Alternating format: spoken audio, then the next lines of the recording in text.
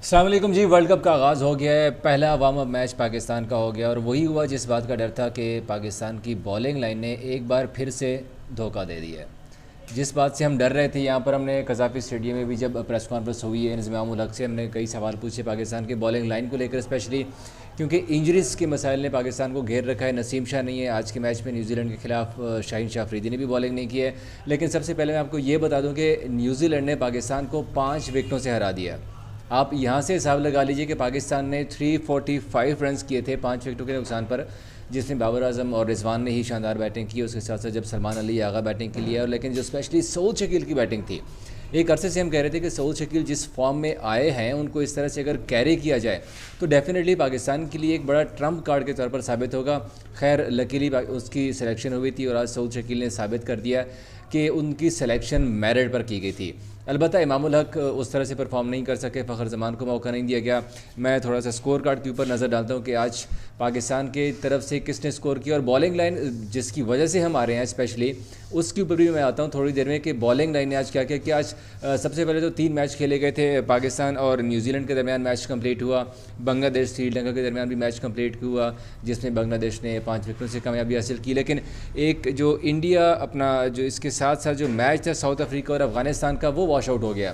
وہاں جو بارش تھی وہ اتنی زیادہ ہوئی تھی کہ ایک بال بھی نہیں ہو سکا تھا اور میچ کو ابینڈن کرنا پڑ گیا تھا، اور ایک ان لکی سی سچویشن تھی۔ ظاہر سی بات ہے کہ ٹیمیں جو وارم اپ میچ کھیل رہی ہیں وہ اسی لیے کھیل رہی ہیں کہ وہ ورلڈ کپ سے پہلے فل ریدم میں آ جائیں، فارم میں آ جائیں۔ تو اب پاکستان کے میچ کی بات کرتے ہیں تو پاکستان نے مقررہ اوورز میں 345 رنز بنائے 5 وکٹوں کے نقصان پر، جس میں سکور کارڈ کے اوپر میں تھوڑا سا نظر ڈالتا ہوں تو اس میں عبداللہ شفیق 14 رنز بنا کر جس طرح سے آؤٹ ہوئے، بڑا افسوسناک تھا کہ آپ سپن گیند کو آپ آگے فرنٹ فٹ پر آ کر کھیلنے کی کوشش کریں اور وہ سٹمپ آؤٹ ہو گئے۔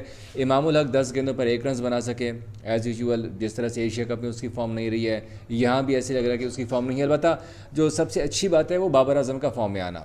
گو کہ حیدرآباد کی وکٹ ہم نے پہلے بھی کہا تھا کہ بیٹنگ کے لیے سازگار تصور کی جاتی ہے، اور آج جب بابر اور رضوان بیٹنگ کرنے کے لیے آئے تو بابر نے جس خوبصورت کلاس سے، جس کے لیے وہ مشہور ہیں کور ڈرائیو کے لیے، سکوپ کے لیے، ہر طرح سے شاٹ کھیلے بابر اعظم نے اور 84 گیندوں پہ 80 رنز بنائے۔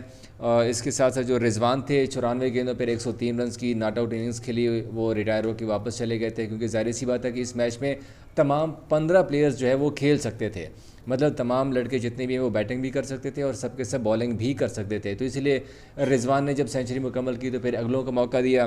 اس کے بعد آئے سلمان علی آغا اور سعود شکیل۔ سعود شکیل نے 53 گیندوں پر 73 رنز بنائے، 75 رنز بنائے۔ اس کے ساتھ ساتھ آغا سلمان نے 23 گیندوں کے اوپر 33 رنز بنائے اور شاداب خان 16 رنز بنا کر چلتے بنے۔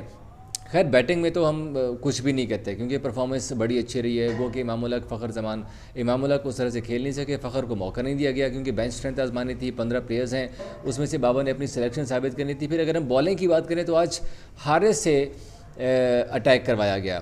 یہی سوال ہم نے جب بابر اعظم نے پریس کانفرنس کی تھی لاسٹ ورلڈ کپ میں، پری ڈپارچر جو ورلڈ کپ کی پریس کانفرنس تھی، بابر سے ہم نے پوچھا تھا کہ آپ کس سے اوپن سپیل کرائیں گے، کیونکہ شاہین اور نسیم تو انجرڈ ہو گئے تو اب شاہین کے ساتھ بالنگ کون کریں گے؟ تو بابر نے کہا تھا کہ کیا میں اپنی اسٹریٹجی آپ کو پہلے ہی بتا دوں؟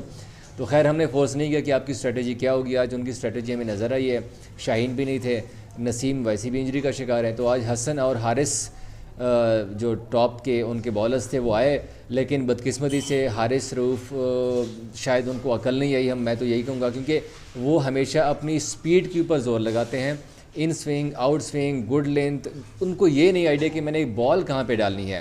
اور تمام جو ہمارے پاکستان کے سینئر اور ایکس کرکٹرز ہیں وہ بھی اسی بات کے اوپر حارث رؤوف کے اوپر تنقید کرتے رہے ہیں کہ یار ان کو کم از کم اپنی جو ڈیلیوریز ہے ان کے اوپر کام کرنا چاہیے، ان کے لینتھ کے اوپر، لائن اینڈ لینتھ کے اوپر کام کرنا چاہیے، لیکن حارث صاحب کو عقل نہیں ہے اور اسی وجہ سے آج حارث رؤوف کو 4 اوورز میں 36 رنز پڑے۔ 36 رنز مطلب as a hell of score, اس کا اکانومیکل ریٹ اگر ہم چیک کریں تو 9 اس کا اکانومی ریٹ تھا۔ اس کے ساتھ ساتھ حسن علی نے گو کہ آج اچھی بالنگ کی ہے، میں دیکھ رہا تھا کہ اس کی ان سوئنگ آؤٹ سوئنگ، اس نے تمام تر ڈیلیوریز کے اوپر کام کیا اور حسن نے 7.4 اوورز میں 66 رنز دیے، مہنگے ثابت ہوئے، صرف 1 وکٹ ان کے نصیب میں آئی۔ آغا سلمان نے 8 اوورز میں 60 رنز دیے، 1 وکٹ اس کے حصے میں آئی ہے۔ اس طرح سے اسامہ میر نے 10 اوور میں 68 رنز دیے اور 2 وکٹیں لی ہیں۔ پہلے جو چند اوورز تھے اس میں اسامہ میر کو اچھی خاصی مار پڑی ہے، لیکن پھر اس نے کور کیا۔ وسیم جونیئر کی سلیکشن ایک ایسی سلیکشن ہے جس کے اوپر ہم نے یہاں بھی تنقید کی تھی، ایشیا کپ میں ان کی سلیکشن کے اوپر ہم نے تنقید کی تھی اور اب بھی ہم تنقید کر رہے ہیں. اس کی ریزن یہ کہ وسیم جونیئر نے پچھلے ایسے کون سے میچز ہیں جس میں پاکستان کے لیے تیر مارا ہو؟ کوئی ایک میچ وسیم جونیئر نے جتوایا ہو؟ کوئی ایسا میچ جس میں وہ زیادہ اکانومیکل نہ رہا ہو, اس نے رنز روکے ہوں؟ کوئی ایسا میچ آپ کو بھی یاد نہیں پڑتا ہوگا, نہ ہی ایز اے اسپورٹس جرنلسٹ مجھے یاد پڑتا ہے.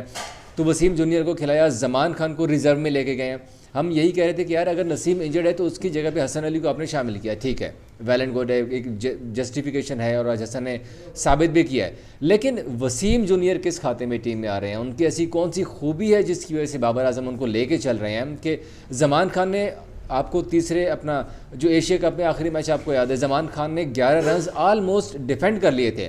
وہ تو لکی تھی ان کی ٹیم کے ایک ایج ہو گیا اور پیچھے فلک ہو کے چوکا چلا گیا تھا, لیکن زمان خان نے ڈیفینڈ کر لیے تھے 11 رنز اپنی طرف سے اور ہماری طرف سے بھی, لیکن زمان کو اپنی ریزرو میں کھلایا. اور آج ہم نے دیکھا کہ پھر اب نیوزی لینڈ نے ثابت کر دیا. نیوزی لینڈ کی طرف سے اگر ہم بات کریں تو کین ولیمسن, جو کہ 6 مہینے بعد ان کی واپسی ہوئی ہے انٹرنیشنل کرکٹ میں, انہوں نے اپنا 54 رنز کی اننگ کھیلی اور ریٹائرڈ ناٹ آؤٹ واپس جانا پڑا انہیں. جو رچن رویندرا ہے, پہلی بار ورلڈ کپ اسکواڈ میں حصہ نیوزی بالکل کی, بلکہ ایون اب تو بالکل نئے پلیئرز ہیں, اتنا زیادہ کھیلے بھی نہیں ہیں. انہوں نے 97 رنز کی بڑی شاندار اننگز کھیلی ہے اور ہم توقع نہیں کر رہے تھے کہ وہ اس طرح سے کھیل سکتے ہیں. ڈیرل میچل صاحب نے آئے اور انہوں نے اچھی خاصی دھلائی کی ہے, 59 رنز بنا کر ریٹائرڈ ناٹ آؤٹ چلے گئے.